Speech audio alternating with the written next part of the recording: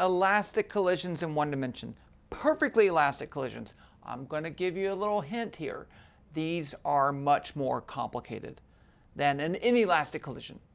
So here I have a ball A and moves towards ball B and it collides, and they bounce off each other with a perfectly elastic collision, and I know the velocity that it starts with, 1.2 meters per second.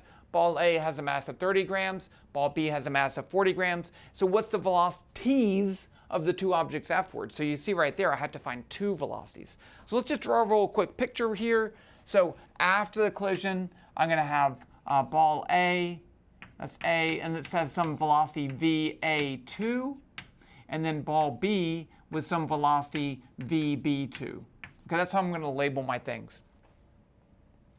Okay, elastic collision means that the kinetic energy before and after the collision is the same, and it's a collision, so momentum is conserved. So the momentum before and after the collision is the same. So I'm going to use this as the x direction. So we have a one-dimensional problem in the x direction. That makes it a lot easier. Two-dimensional elastic collisions, tough, right? Because then you start having velocities in the x direction, velocities in the y direction. It's just a mess. But this is going to be kind of messy, okay? But if you think about what we're doing, it shouldn't be too bad. Let's just jump into it. So I'm going to say P1 is P2. The total initial momentum is the total final momentum.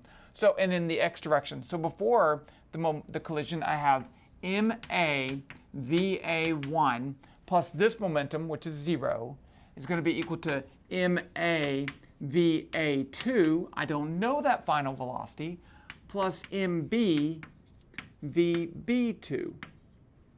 Okay, so that's one thing I don't know so far. Now, I'm going to go ahead, before I move on to kinetic energy, I'm going to divide both sides by MA. So there's some tricks here, right? You don't have to know the tricks. If you know the tricks are for kids, then it makes your life easier. But you can do it either way. I can just put in numbers and solve for these things. It's not a big deal. I don't like to use numbers because I don't know. So I get VA1 is going to be VA2 plus MB over MA VB2. Now, I know VA1. I don't know VA2. I don't know VB2. Okay. I'm actually going to go ahead and solve this for VA2. That's pretty easy. And you'll see why in a second. So VA2 is going to be VA1 minus, I have to subtract this from both sides, MB over MA VB2. Okay, that's a good equation. Let's put a box around that. We're going to come back to that. But all that is just conservation of momentum. That says the momentum in the x direction is the same before and after collision. There's nothing magic there. Okay. Now, I do also know that K1 is K2. The initial momentum, the initial kinetic energy, is the final kinetic energy. So the initial kinetic energy is 1/2 MA VA1 squared plus 0, because it wasn't moving.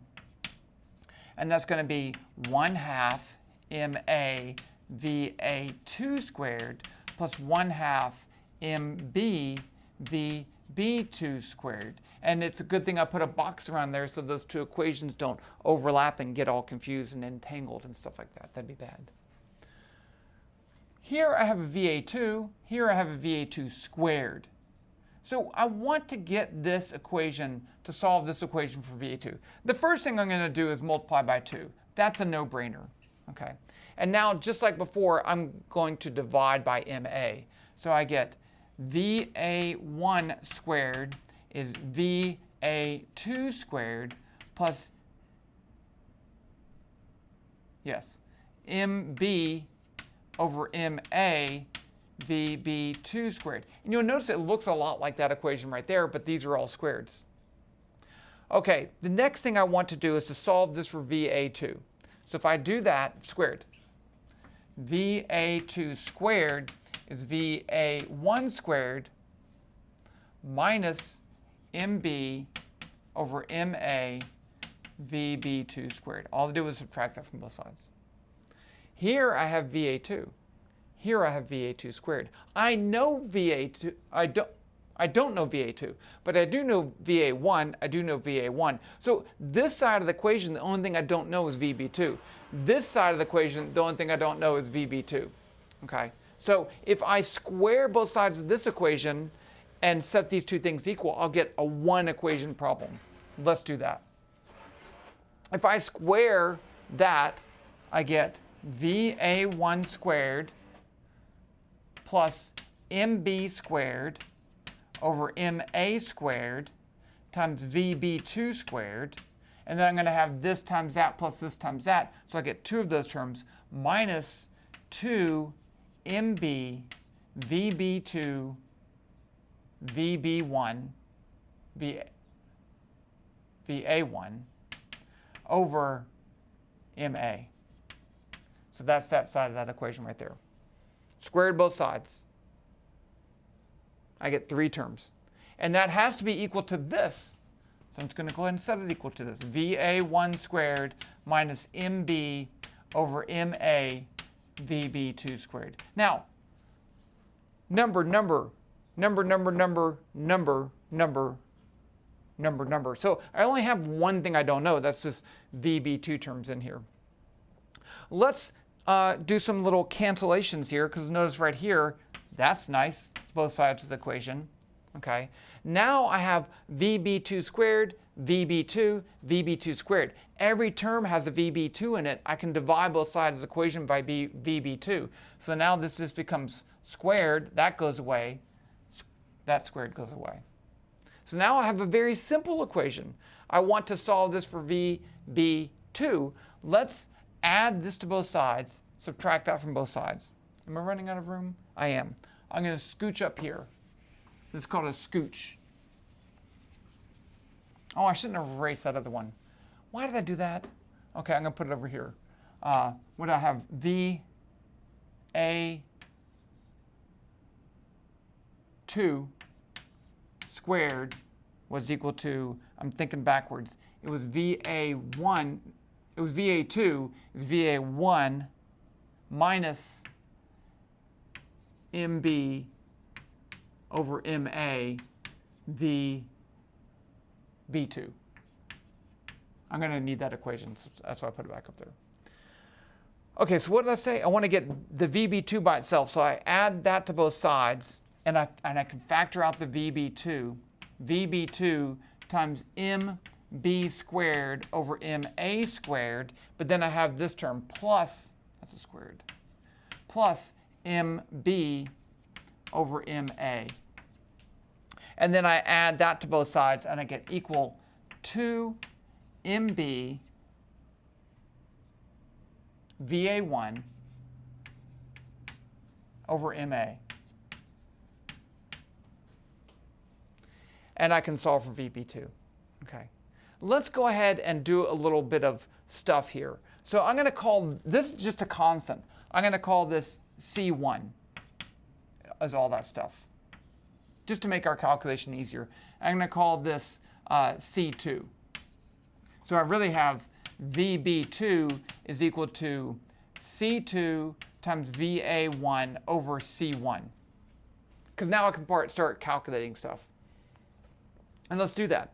Now, you can put this in a calculator pretty easily, but I'm going to probably use Python, because I'm going to use Python. That's what the probably part is. So I'm using WebVPython just to enter it and just to make things a little bit easier. So let's go ahead and put the things we know. MA was 0.03. I'm leaving off the units. MB is 0.04. VA1 was, what did I say, 1.2. So now what I'm going to do is to calculate this C1 thing right there. Okay, so I'm going to write this as C1, and it is MB squared divided by MA squared plus MB divided by MA. You could simplify this. You could get a common denominator and all that stuff, but it just doesn't really matter too much.